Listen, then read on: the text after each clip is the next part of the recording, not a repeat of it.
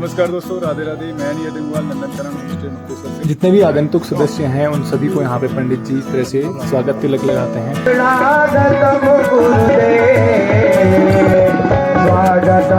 कि वेद सार के समान देवी भागवत की कथा है।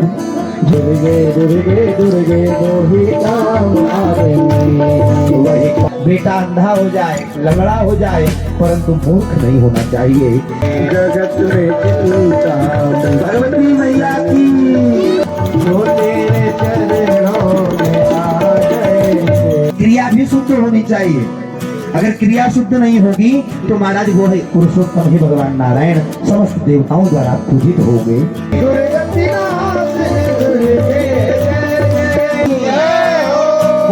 देवी भागवत महापुराण की।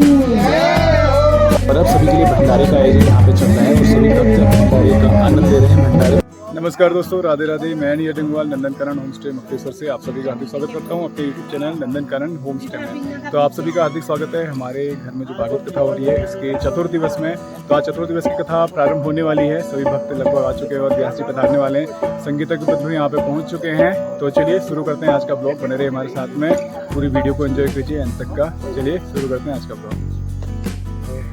जितने भी आगंतुक सदस्य हैं उन सभी को यहाँ पे पंडित जी इस तरह से स्वागत तिलक लगाते हैं। तो तिलक लगने के पश्चात में यहाँ पे कथा में प्रवेश होता है। ये पंडाल हमारा बना हुआ है, आप देख सकते हैं।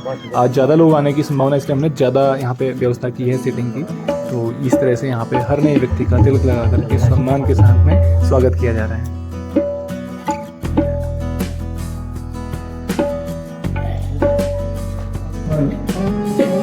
श्रीमद् देवी भागवत महापुराण का कार्यक्रम चल रहा है, जिसका कि आज चतुर्थ दिवस है।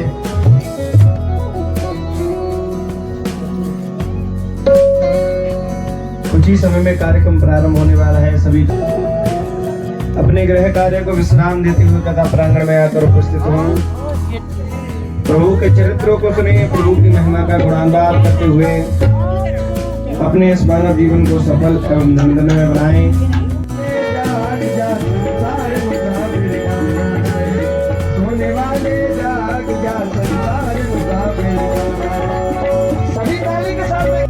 शरणागतम गुरुदेव, स्वागतम गुरुदेव, शुभ स्वागतम गुरुदेव।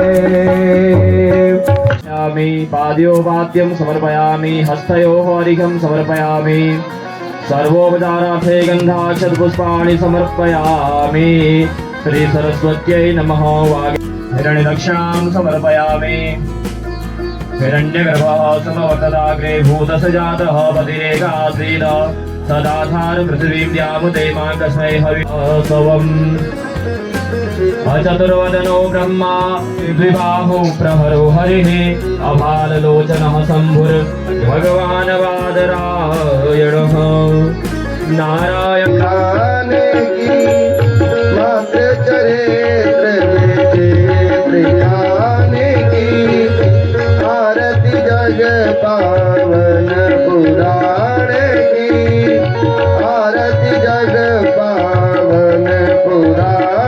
की। से मोने जन मन सुख कर परमहंस, मोने जन मन सुख कर ज्ञान ज्ञानी रवा मोहति मेरे विमल ज्ञानी रवि मोहति मेरे।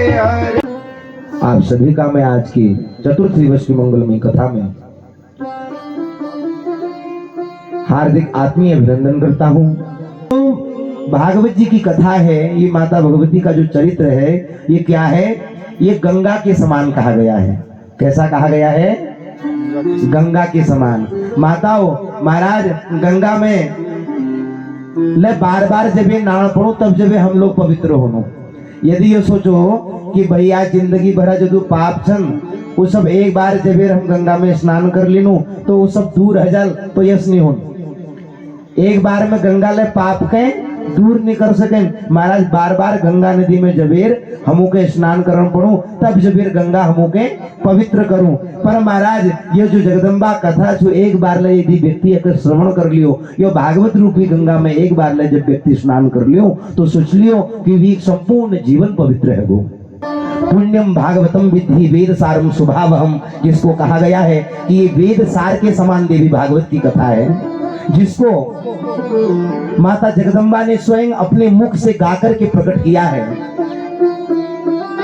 अर्ध श्लोकात्मकम यत्तु देवी वक्त्राब्ज निर्गतम, महाराज माता जगदम्बा ने इसको अपने जिह्वा से प्रकट किया है, अपने मुख से गा करके आधे श्लोक में प्रकट किया है। यह देवी भागवत है।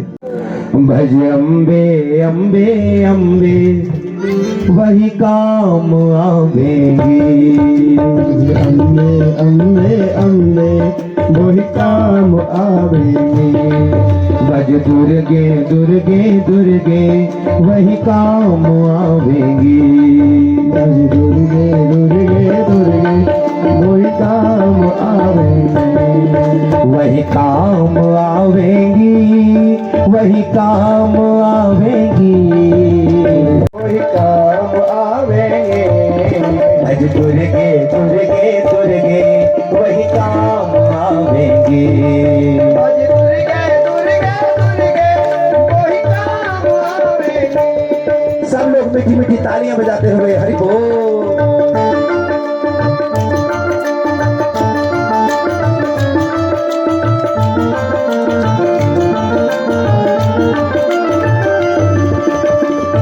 वही काम आवेंगी, भव से पार उतारेंगी, वही काम आवेंगी, भव से पार उतारेंगी। भज त्रिपुरे त्रिपुरे त्रिपुरे वही काम आवेंगी, भज त्रिपुरे त्रिपुरे त्रिपुरे वही काम आवेंगी। भज अम्बे अम्बे अम्बे वही काम आवेंगी, भज अम्बे अम्बे अम्बे वही काम आवेंगी।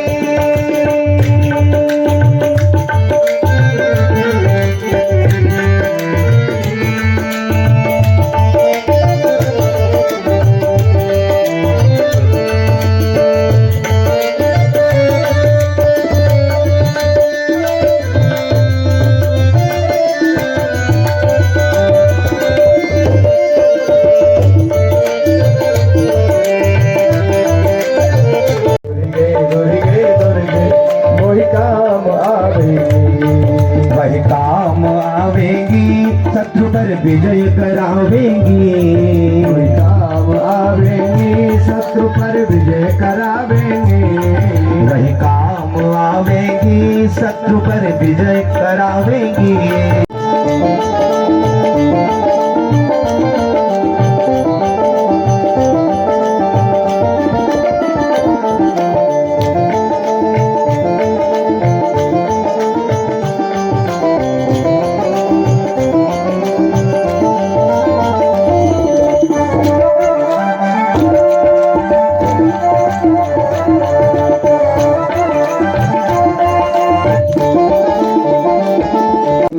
दुर्गे वही काम आवेंगी, दुर्गे दुर्गे दुर्गे वही काम आवेंगी, वही काम आवेंगी, रुके सब काम बनाएंगी, वही काम आवेंगी, रुके सब काम। सभी लोग आइए।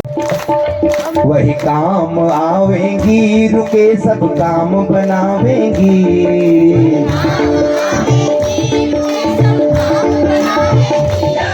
भज श्यामे श्यामे श्यामे वही काम आवेंगी, श्यामे श्यामे श्यामे वही काम आवेंगे।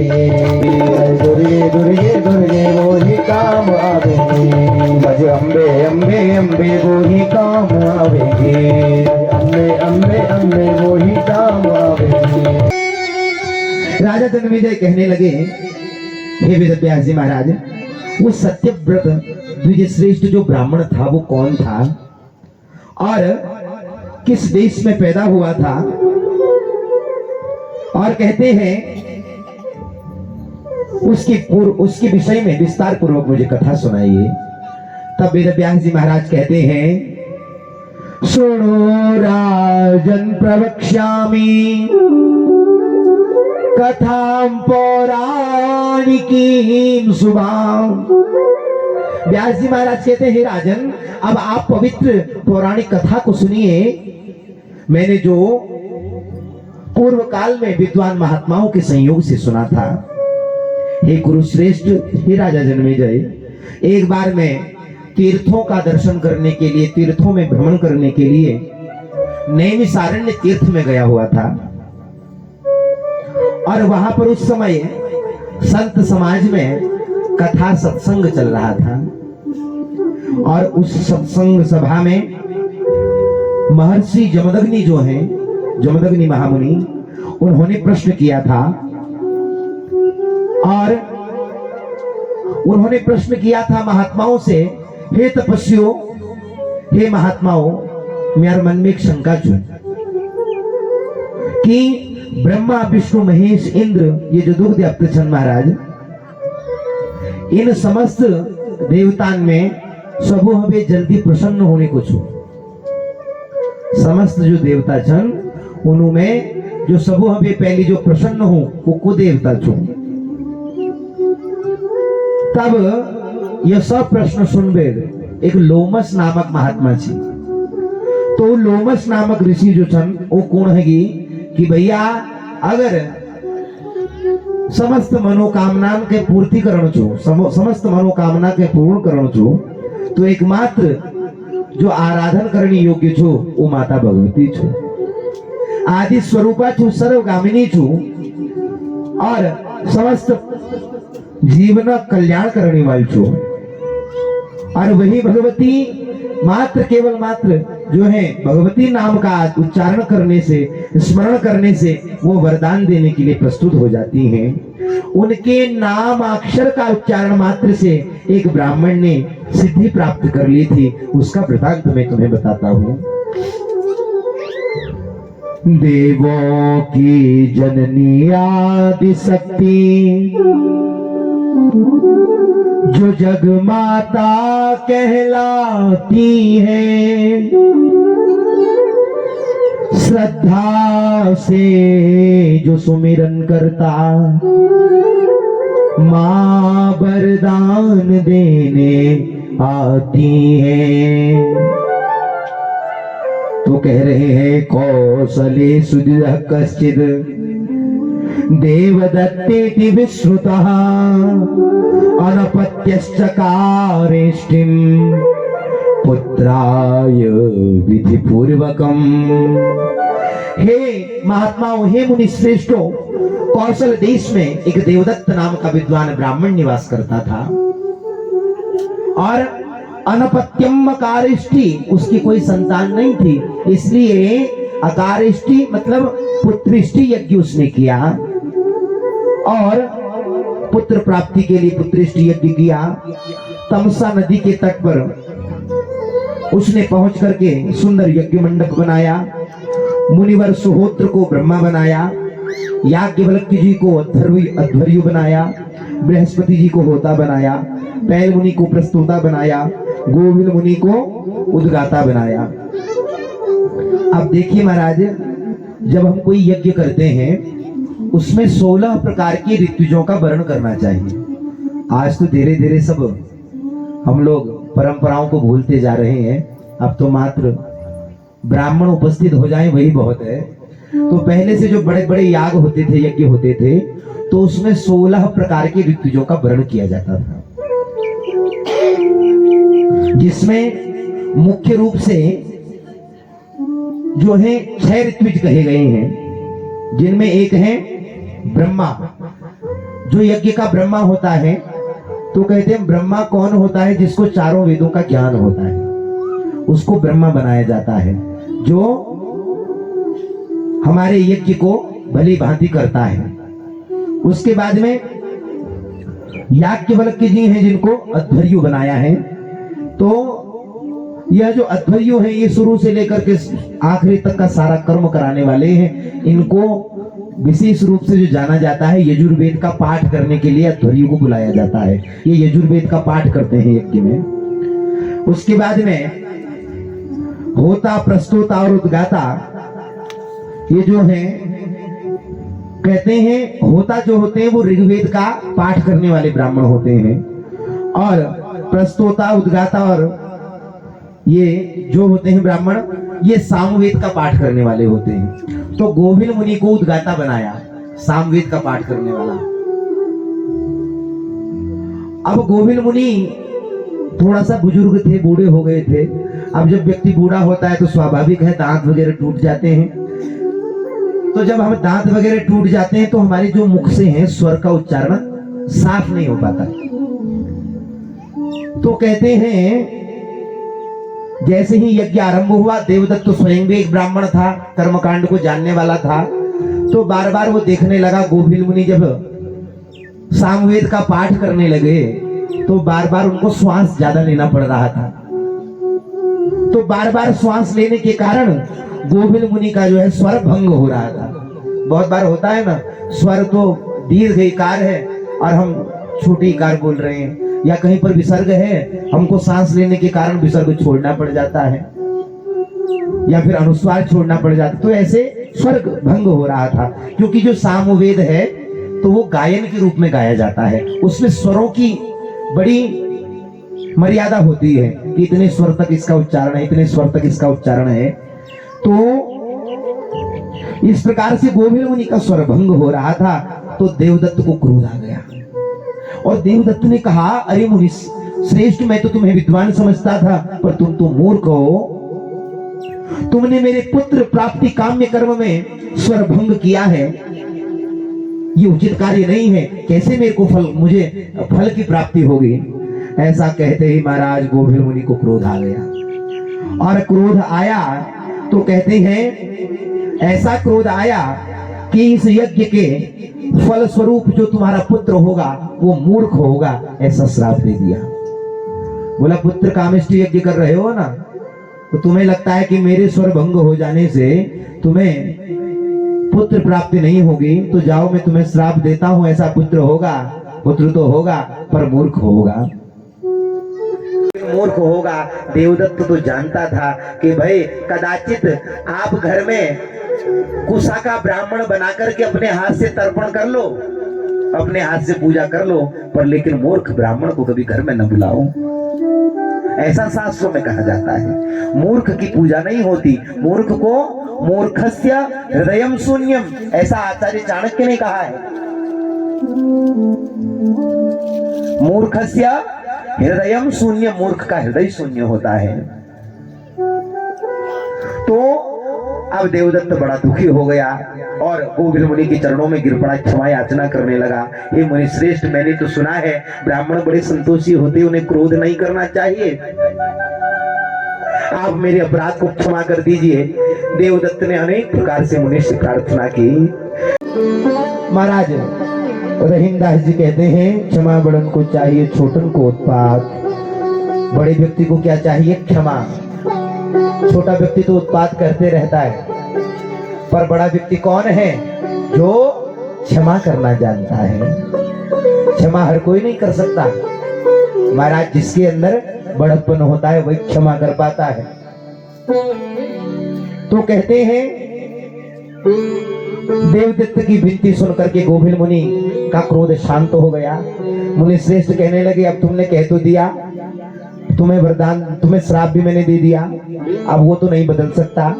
तुम्हारा जो पुत्र पैदा होगा वो गूंगा होगा और मूर्ख होगा, मूक होगा और मूर्ख होगा, परंतु बाद में विद्वान हो जाएगा। जाओ हम तुम्हें वरदान देते हैं। समय बीतने पर देवदत्त ने अपनी पतिव्रता रोहिणी स्त्री के गर्भ में गर्भाधान किया और फिर पुंसवन और सीमंतो नयन संस्कार विधि विधान से किए।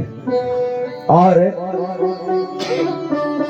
समय आने पर माता रोहिणी ने रोहिणी नक्षत्र में शुभ तिथि शुभ नक्षत्र में एक सुंदर पुत्र को जन्म दिया और नवजात शिशु का जतकर्म संस्कार किया देवदत्त ने।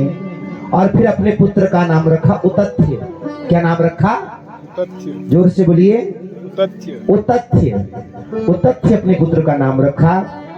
8वें वर्ष में देवदत्त को उतथ्य ने यज्ञोपवीत संस्कार कराया और उसके बाद में वेदाध्ययन कराने लगा। लेकिन श्राप का ऐसा प्रभाव हुआ, वो एक वर्ण नहीं सीख पाया, एकदम जड़ हो गया, उसकी बुद्धि जड़ हो गई। और कहते हैं उसको कितना गुरुजी कितनी मेहनत करते हैं, कितना प्रयास करते हैं कि भाई एक शब्द बोल ले, वो एक भी शब्द नहीं बोल पाता। देवदत्त के अथक प्रयास से वह बालक 12 वर्ष का हो जाने पर भी यथावत मूर्ख ही रहा। अब वो तथ्य जहां भी जाता लोग उसकी मजाक उड़ाते हैं, माता पिता बंधु बांधव सब उसकी मजाक उड़ाते, सब उसकी निंदा करते, कहते अंधो वरस तथा पंगुर न मूर्खस्तु वरम सुतः। बेटा अंधा हो जाए, लंगड़ा हो जाए, परंतु मूर्ख नहीं होना चाहिए। इत्युक्तो सो पितृभ्याम वै विवेश कारणम प्रति। मूर्ख पुत्र से तो अंधा और पंगु पुत्र ठीक है। माता पिता ने जब ऐसा अपने पुत्र को कहा तो महाराज उस बालक के हृदय में कुठाराघात हो गया, दुखी हो गया, और दुखी होकर के मेरी माता वो जंगल में चले गया। कहाँ चले गया? जंगल में चले गया। और जंगल में जाकर के एक सुंदर स्थान में एक पर्णकुटी बनाई, घास फूस की झोपड़ी बनाई, और वही वनवासी सा जीवन व्यतीत करने लगा। उसने उस तथ्य ने एक संकल्प ले लिया, एक प्रतिज्ञा की कि मैं जीवन में कभी असत्य नहीं बोलूंगा, भले मुझे कुछ नहीं आता पर मैं कभी झूठ नहीं बोलूंगा। तो महाराज ऐसा अपने सत्य भाषण करते करते करते अपनी प्रतिज्ञा में रहते रहते उसको बहुत समय बीत गया, और उसके सत्य भाषण से प्रेरित होकर के जो वहां पर लोग रहते थे आसपास में, उन्होंने उसका नाम रख दिया सत्यतपा। क्या नाम रखा? सत्यतपा। तो अब इनको सत्यतपा महाराज कहने लगे, महर्षि सत्यतपा कहने लगे। यह ब्राह्मण पुत्र जंगल में वन के फलों को खा करके अपना जीवन बिताने लगा और कुटिया में निर्भीक होकर के सोने लगा। एक दिन रात्रि में शयन कर रहा था और अपने मन ही मन में सोचने लगा, मुझे ईश्वर ने मूर्ख बनाया, क्यों बनाया होगा? भाई मूर्ख व्यक्ति का तो जीवन जीना व्यर्थ है, अगर मैं मूर्ख ही रह गया तो मेरा मर जाना श्रेयस्कर है। तो तब अपने मन में वह सत्यतपा नाम की जो महर्षि सोचने लगे, यथापन्ध्यासुरूपा च यथा वा निष्फलो द्रुमः अदुग्धदोहाधेनुश्च तथाहं निष्फलं कृतः। कहते हैं यह सत्यतपा जैसे खूब सुंदर स्त्री तो है, लेकिन महाराज वह संतान को उत्पन्न नहीं कर सकती, और वृक्ष बहुत भरा हुआ तो है लेकिन उसमें फल नहीं लगते, और गाय तो है लेकिन अगर वह दूध नहीं देती तो महाराज ये तीनों क्या है? निरर्थक हैं। इसीलिए उसी प्रकार आज मैं भी निरर्थक हो गया हूँ। मैं सुंदर तो हूँ, ब्राह्मण तो हूँ, लेकिन मूर्ख हूँ, मेरा जीवन निरर्थक हो गया। सत्यतपा सोचने लगे कि मेरे बहुत से साथी मुनि कुमार वेद शास्त्र में पारंगत हो गए और मैं मूर्ख का मूर्ख रहा। मैं तो तपस्या करना भी नहीं जानता, न कोई साधना जानता हूँ, और बिना किसी ज्ञान के मैं इस निर्जन वन में, मुझे 14 वर्ष बीत गए। इतने समय तक यही प्रसिद्धि हुई कि यह सत्यवादी मुनि है, सत्यतपा मुनि है। तब ये बार बार अपने मन में सोच करके विषाद करते कि भाई ये मेरा कौन सा कर्म था जो मुझे मूर्ख बनना पड़ा। एक दिन उसी जंगल में एक किरात ने, किरात जानते हैं? किरात कहते हैं जो जंगल में पशुओं को मारा करते हैं और उससे अपनी आजीविका चलाते हैं, उसको क्या कहते हैं? किरात। क्या कहते हैं? किरात। तो महाराज इस एक किरात ने क्या किया, एक सुअर में बाण मारा। तो सुअर को जैसे ही बाण लगा तो सुअर कराहने लगा, उसके शरीर से रक्त वमन करने लगा, खून टपकने लगा। तो महाराज उस पीड़ा का अनुभव करता हुआ वो सुअर जंगल में भागने लगा। आगे आगे सुअर, पीछे पीछे यह किरात भागने लगा। अब भागते भागते भागते यह इस जंगल में पहुंच गया जहां सत्यतपा नाम के महात्मा रहते हैं। तो उनके सामने से निकल करके गया और उनके पास में उनके आश्रम के पीछे एक झाड़ी थी, उस निकुंज में वहां जाकर के यह छुप गया और बड़ा ही दुखी था, कराह रहा था। तभी उसी समय किरात आ गया। किरात ने इधर देखा उधर देखा, कहीं उसको सुअर नहीं दिखाई दिया। तो तब सत्यतपा महात्मा के सामने जाकर के कहा, हे मुनि श्रेष्ठ, क्या आपने कोई घायल सुअर को यहाँ देखा है? अब ये कुछ बोलते नहीं। फिर पूछा, महाराज अगर आपको पता है तो बता दीजिए, क्योंकि जब उस सुअर को मैं अपने घर ले जाऊंगा तब उस सुअर के मांस को मेरा परिवार खाएगा। मेरे परिवार ने एक हफ्ते से कुछ खाया नहीं है, भूखा मेरा परिवार है। अगर आज मैं ये घर में नहीं ले जाऊंगा तो मेरा बच्चा जो इतने दिन से भूखा है वो कदाचित मृत्यु को न प्राप्त हो जाए। इसलिए हे मुनि श्रेष्ठ, मुझे बता दीजिए कि वह सुअर कहाँ गया है। अब ये सत्यतपा जो महात्मा है मन ही मन सोचने लगे, कहते हैं अगर बता देता हूं तो वो सुअर जो मेरे सामने, जो मुझे बिल्कुल कातर भावना से देख रहा था कि ये मेरी रक्षा करेंगे, तो मुझे उसकी मृत्यु का पाप लगता है। और अगर नहीं बताता हूं तो भाई मुझे इसके परिवार की मृत्यु का पाप लगता है, क्योंकि ये तो कह रहा है मेरा परिवार भूखा है और एकमात्र वही हमारे लिए भोजन है। तो अब ये बड़े चिंतित हो गए। तो चिंतित होकर के मां भगवती का स्वतः ही स्मरण हो आया। और जब वो सुअर दुखी होकर के कराहते हुए जब जंगल को जा रहा था, झाड़ियों को जा रहा था, तो तब उस सुअर के दुख को देख करके अचानक से इनके हृदय में करुणा प्रकट हो गई। और करुणा प्रकट होकर के जो ये एक भी वर्ण नहीं बोलते थे, आई आई आई कह करके उस सुअर की तरफ इशारा करने लगे। मतलब दुख में इन्होंने शब्दों को कहे। आप लोगों ने सुना होगा वाल्मीकि रामायण के विषय में, एक व्याध ने दो क्रौंच पक्षी का जो जोड़ा था, क्रौंच पक्षी का जो जोड़ा था, उसमें से एक को मार दिया। मवधि काम मोहितः, उसको मार दिया तो महाराज वो कराहते हुए नीचे गिर गया पक्षी। जैसे ही वाल्मीकि जी ने उसको देखा तो कराहते हुए उस पक्षी को देखते ही उनके हृदय में, वाणी में माता सरस्वती विराजमान हो गई और उन्होंने वही श्लोक लिख दिया, यत् क्रौंच मिथुनादेकम मवधि काम मोहितम, कि ये जो है क्रौंच पक्षी को तुमने जो मारा है ये अच्छा नहीं किया। वो दुख उनके हृदय से प्रकट हुआ तो उन्होंने उसी से जो है वाल्मीकि रामायण बना दिया। और आज इसी प्रकार से माता वाग्देवी वीणा पाणी सरस्वती की ऐसी कृपा हुई कि जो सारस्वत बीज मंत्र है उसका महाराज उच्चारण इनके मुंह से सहसा हो गया, अचानक से हो गया।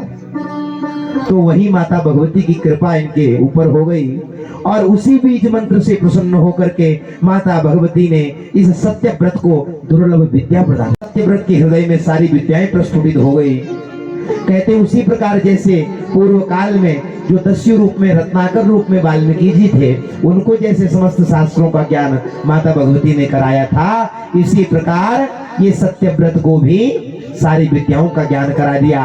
अब ये हाथ जोड़ करके किरात बैठा है, महाराज बता दो कहाँ मेरा भोजन चले गया, कहाँ सुअर चले गया। तो ये क्या कहते हैं, या पश्यति न सा प्लूते,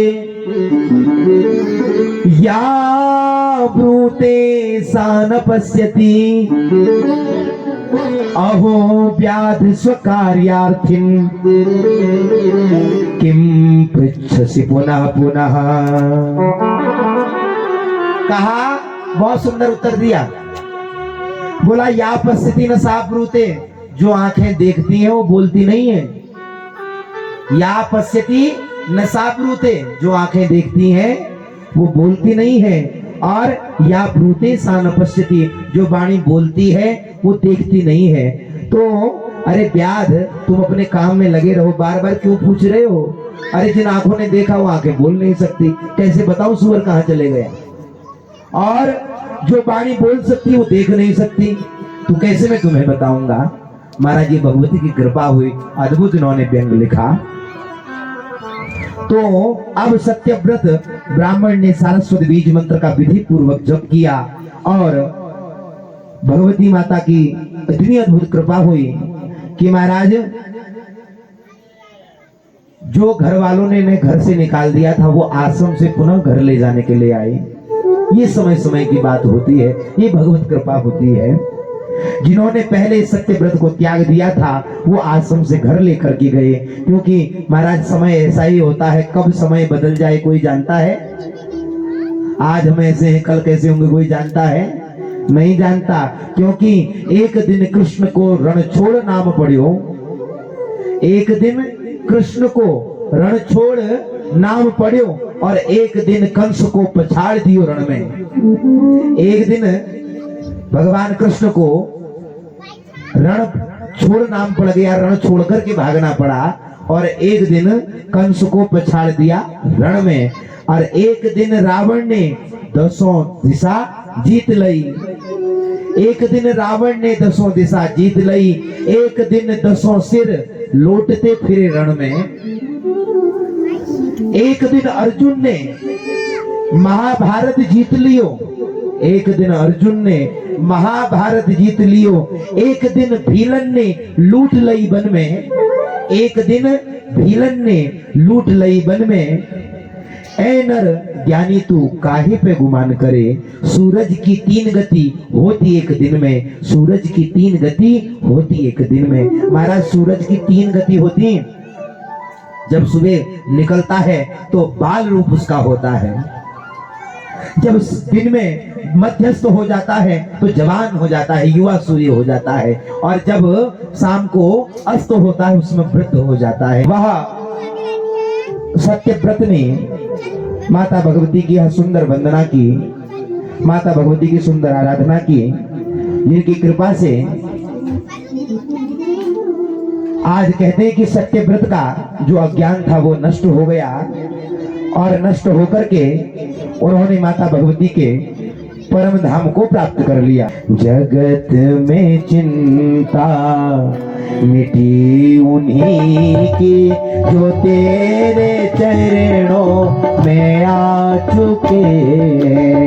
जगत में चिंता मिटी उन्हीं की जो तेरे चरणों में आ गए। जगत में चिंता मिटी उन्हीं की जो तेरे चरणों में आ चुके हैं। जगत में चिंता मिटी उन्हीं की जो तेरे चरणों में आ गए। जगत में चिंता मिटी उन्हीं की जो तेरे चरणों में आ चुके हैं। जगत में चिंता मिटी उन्हीं की जो तेरे चरणों में आ गए हैं। सभी लोग भाव से तालियां बजा। जगत में चिंता मिटी उन्हीं की जो तेरे चरणों में आ चुके हैं। जगत जो तेरे चरणों में आ गए। चिंता मिटाने वाली माँ है, और माँ के चरणों का साक्षात्कार हमें करना चाहिए। माँ के चरणों की ही सन्निधि हमें प्राप्त करनी चाहिए, क्योंकि वही माता भगवती भुवनेश्वरी है जो हमारे समस्त चिंताओं को मिटाने वाली है।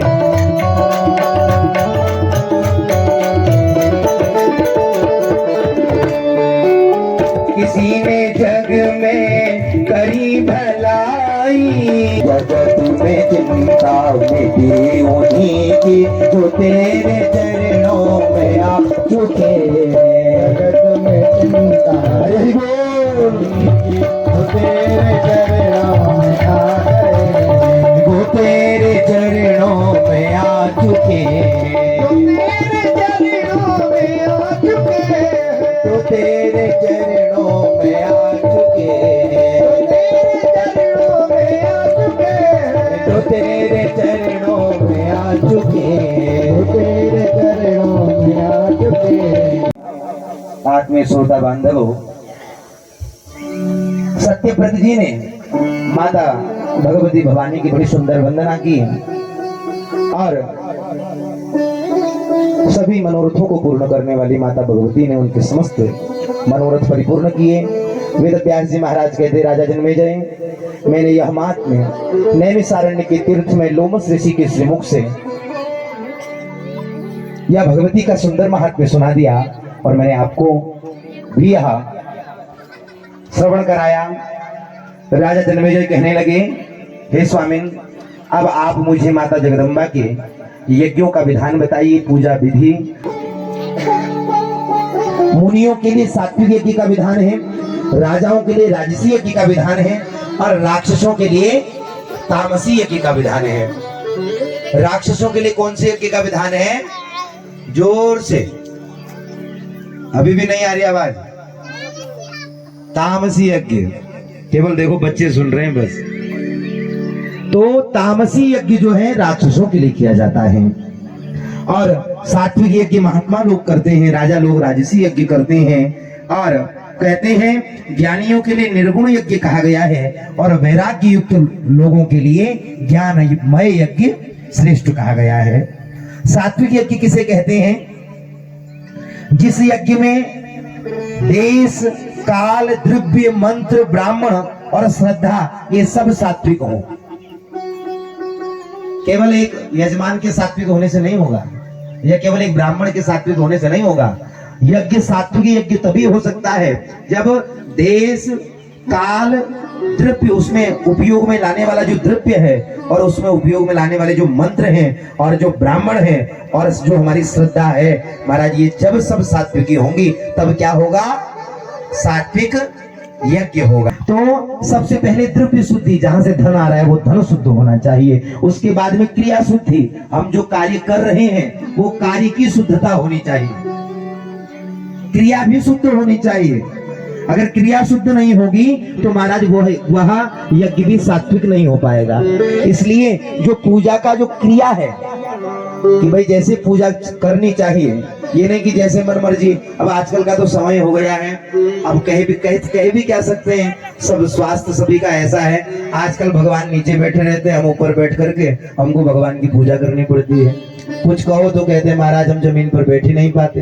अब सोचते हैं कि कम से कम 1-2 घंटा बैठ करके पूजा यजमान कर रहा है तो कोई बात नहीं, चौके में बैठ कर ही कर ले, क्योंकि नीचे बैठ करके तो उतना भी नहीं करेगा। तो क्रिया शुद्ध होनी जरूरी है। हम लोग क्रिया शुद्ध नहीं करते, माताएं लोग भजन करती हैं। अब रोज कथाओं में माताएं सुनते हैं भजन करना चाहिए, भजन करना चाहिए। तो आप महाराज घर बैठे भजन कर रही, चौकी में बैठी है माता, हाथ में माला पकड़ी है और जब चल रहा है और पृथ्वी को एक जगह पर सुस्थिर करने के लिए इस पर विशाल विशाल पर्वत बनाए। क्या बनाए? पर्वत बनाए। श्रीकूट, हेमकूट, विंध्याचल, हिमाद्री, सह्याद्री, हिमांचल, सुमेरु, निषटकूट, आम्रकूट। तो महाराज ने विशेष प्रकार के पर्वत बनाए। कैसे बनाए?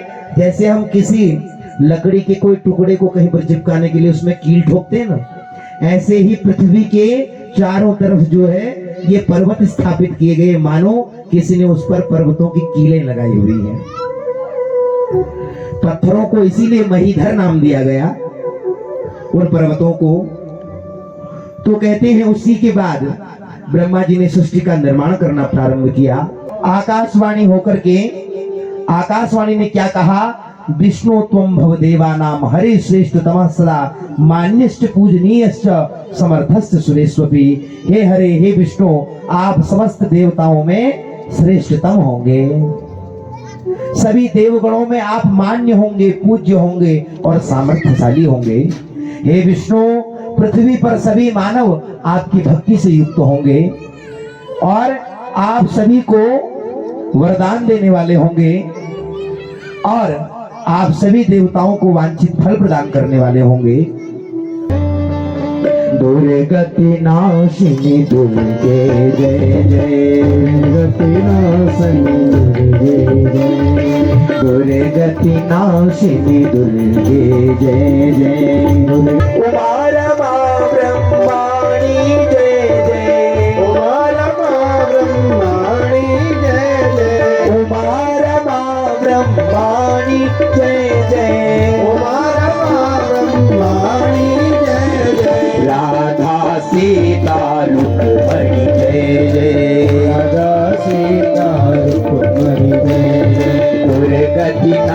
नाशिनी दुर्गे जय जय।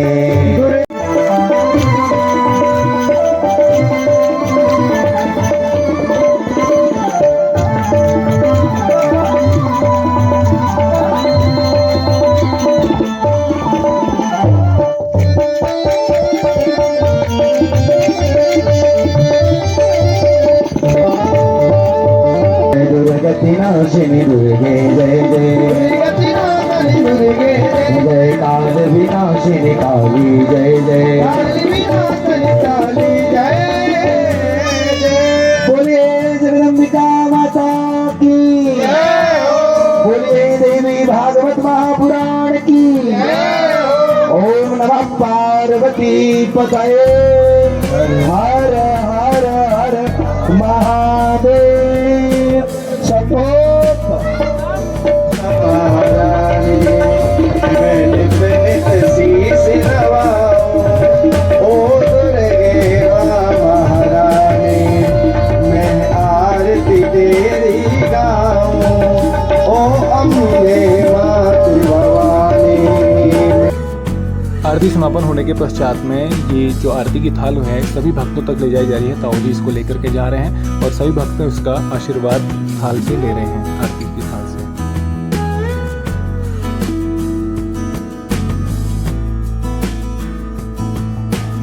और अब सभी के लिए भंडारे का आयोजन यहाँ पे चल रहा है और सभी भक्त भंडारे का आनंद ले रहे हैं। भंडारे में जो है सभी को हलवा सूजी प्रसाद यहाँ पे दिया जा रहा है। साथ ही साथ में जो चाय लेना चाहते हैं चाय की भी यहाँ पे व्यवस्था बनाई हुई है। तो सभी भक्त जितने भी यहाँ पे आ रहे हैं सभी एक एक करके हलवा प्रसाद और चाय का यहाँ पे आनंद लेते जा रहे हैं। कबीर, कोमल, क्या खा रहे हो तुम लोग? कहाँ से मिला? कहाँ से मिला? और इन सबको देखिए हमारी पहाड़ी सभ्यता का परिचय दे रहे हैं। पहाड़ में ऐसे बैठ करके कोई भी प्रसाद हो या भोजन हो लिया जाता है, तो ये देख करके बहुत अच्छा लगता है।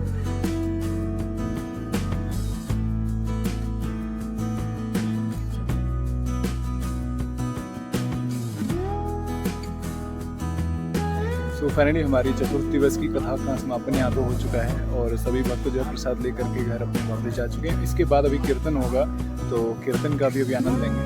तो आज जो रहा महाराज सत्यव्रत की कथा का वर्णन किया गया और साथ ही साथ में जो यज्ञ होते हैं, कितने प्रकार के यज्ञ होते हैं और कैसे उसको करना चाहिए और तीनों गुणों का वर्णन इसमें किया गया।